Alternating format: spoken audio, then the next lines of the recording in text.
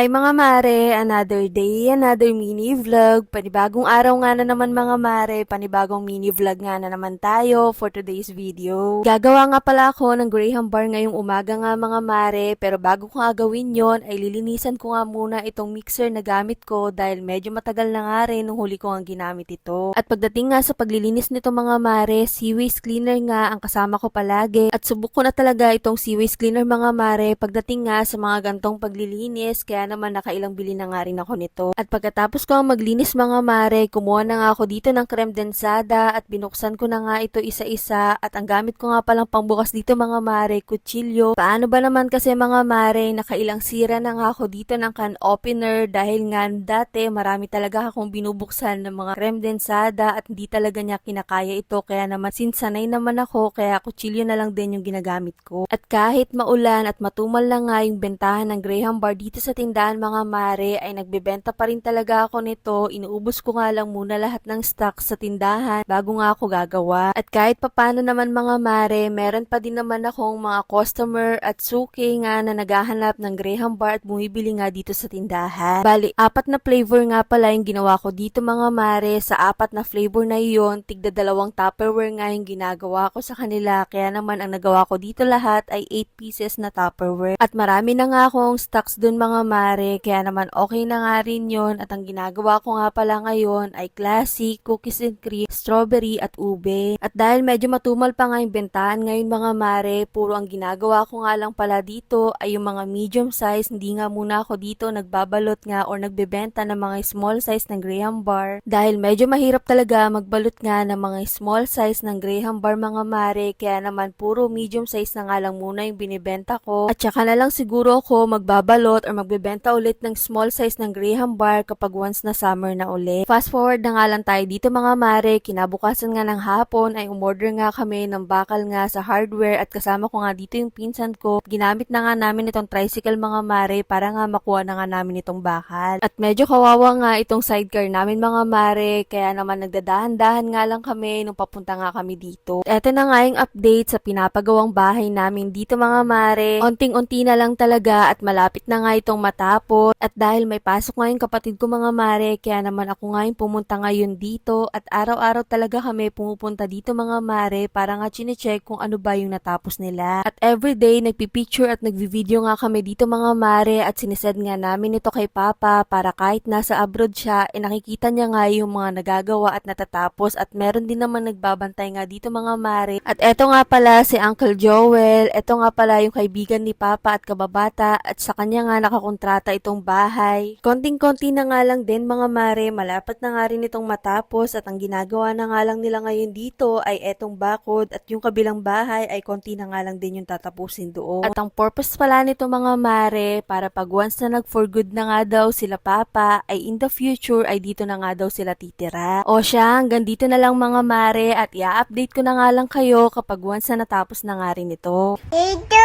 watching